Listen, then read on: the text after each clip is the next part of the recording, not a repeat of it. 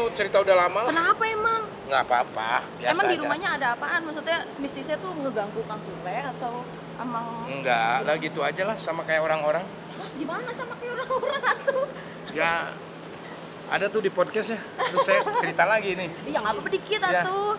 Maksudnya ngeganggu sampai tidur apa sampai bagaimana gitu loh. Enggak. Dan kejadiannya udah lama itu, 2012 lah kalau nggak salah. Oh, 2012. Iya, Tapi udah lama sekarang banget.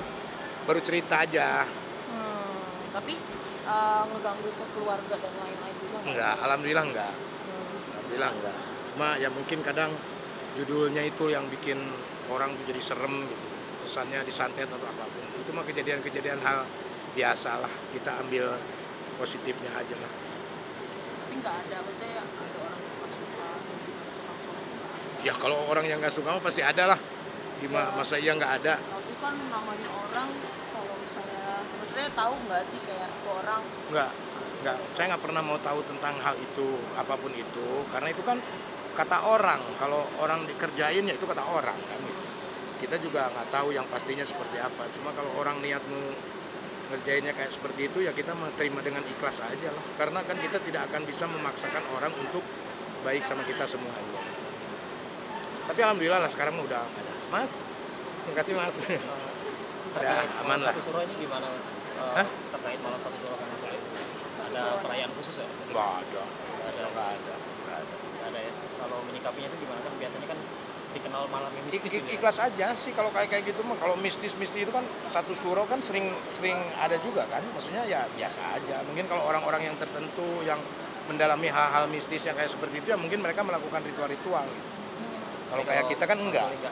Ya kita mah enggak. Kuncinya kan manusia itu ya ikhlas aja apapun yang terjadi.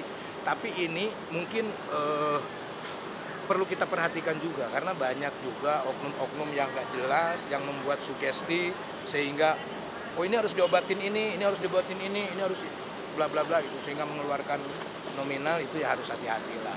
Jadi jangan terlalu percaya banget, jangan terlalu nggak percaya juga karena ya yang goib memang ada kan gitu.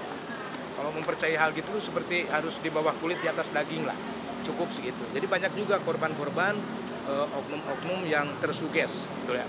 Makanya saya tuh saat ini lagi buat sebuah bukan mistis juga ya, maksudnya film-film pendek untuk edukasi kepada masyarakat supaya tidak terlalu mempercayai hal-hal yang berlebihan.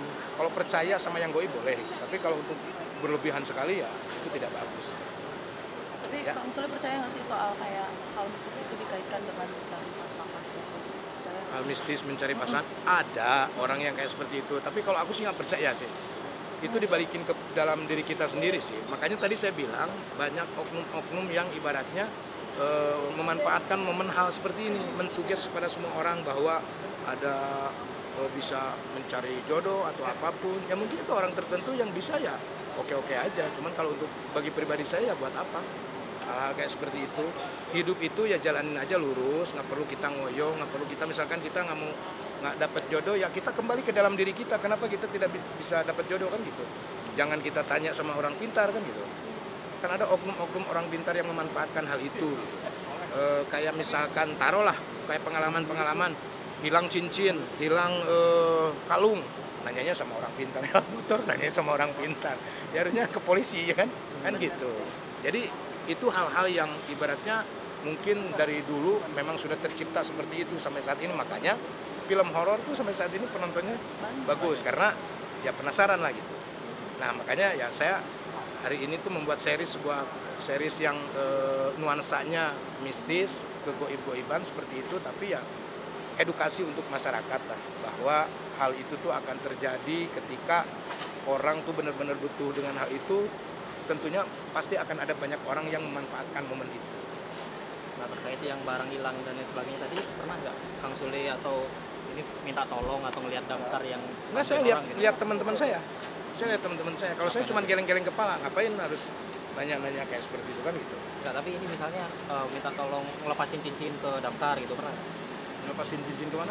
Misalnya pokoknya minta tolong ke damkar lah kayak ngelakuin hal-hal yang misalnya ya kayak tadi barang hilang atau apa gitu pernah nggak Kang Sule? Nggak pernah. Nggak pernah ya. Saya nggak pernah. Tapi kalau ngelihat teman-teman pernah. Ngapain aja tuh? Ya itu nanya, kayak misalkan gini, hilang motor kira-kira di mana ya, dia baca-baca gitu. Oh ini di daerah ini, gitu. Oh, ini di daerah itu, belum tentu kan, motornya juga nggak ketahuan di mana gitu. Tapi dia bayar kan. Iya. Nah itu, kayak misalkan pesulap merah kan mereka membongkar hal-hal yang ibaratnya merugikan orang banyak kan gitu. Bukan berarti kita tidak mempercayai paranormal yang benar ada gitu loh. Tapi mereka benar-benar gitu loh, bukan hanya memanfaatkan, tapi ada oknum-oknum yang selalu memanfaatkan gitu. Tapi dari Kang Soleh sendiri pernah hal kayak misalnya ada tahlilan di rumah atau yang kayak gitu ada? Ya kalau tahlilan mah ya biasa, itu tradisi orang dari zaman dulu kan. Kalau orang meninggal tahlilan itu mau tahlil atau boleh, tergantung dari orang yang mengimaninya kan kalau itu. Tapi mengaplikasikan ke diri sendiri gak? Maksudnya Ya kalau misalkan kita syukuran atau kita membaca ayat-ayat suci Al-Quran kan itu harus.